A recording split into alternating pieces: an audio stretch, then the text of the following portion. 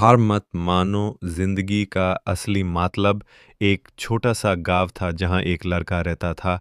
रवि बहुत ही सीधा, ईमानदार लेकिन गरीब परिवार से था। उसके पिता एक मजदूर थे और माँ एक सेली का काम करती थी। रवि के सपने बड़े थे, वो एक बड़ा अफसर बनना चाहता था, लेकिन मुश्किलें उसका रास्ता बार बार रोकती थी। स्कूल की फीस भरने के लिए वो छोटी मोटी नौकरी करता, कभी चाय की दुकान पर, कभी अखबार बेचता।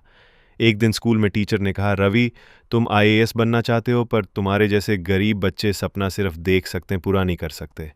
ये बात रवि के दिल को छू गई, लेकिन उसने हार नहीं मानी। उसने रात भर जगकर पढ़ाई की, दिन में काम किया।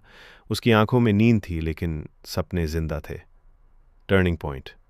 बोर्ड एग्जाम में रवि को 90% नंबर मिले। लोग हैरान रह गए। अब उसने डिसाइड किया कि वो पूरे मन से यूपीएससी की तैयारी करेगा। लेकिन परिस्थितियां फिर से उसके खिलाफ थी। पैसा नहीं था, रिसोर्सेज नहीं थे, इंटरनेट नहीं था, लेकिन उसने हार नहीं मानी। गांव के एक छोटे पुस्तकालय में जाकर पुरानी किताबें पढ़ता, यूज्ड बुक्स मंगवाता और पुराने टॉपर्स के नोट्स को लिख लिख कर याद करता। 3 साल तक उसने लगातार मेहनत की। पहला अटेम्प्ट फेल, दूसरा अटेम्प्ट फिर फेल। लोग हंसने लगे, बोला, बस कर भाई, तू नहीं कर सकता, टाइम बर्बाद मत कर। लेकिन रवि ने कहा, जब तक थक ना जाओ रुकना नहीं चाहिए, और जब तक जीत न जाए हार माना नहीं चाहिए। क्लाइमैक्स।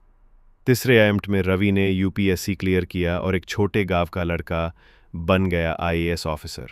उसी स्कूल में गया जहां उसके टीचर ने कहा था, तुम जैसे बच्चे आईएएस नहीं बन सकते। आज वो ही टीचर उसके सामने खड़े होकर बोला, रवि, तुमने साबित कर दिया कि सपने स्टेटस से नहीं, जुनून से पूरे होते हैं। एंटिम संदेश। मैसेज। जिंदगी हमेशा आपको टेस्ट करेगी, कभी पैसे से, कभी लोगों के तानों से, कभी असफलता से। लेकिन याद रखना, जो हार मानने से इनकार करता है वही जिंदगी का असली मायने समझता है। कल तुम्हारा हो सकता है, बस आज लड़ते रहो।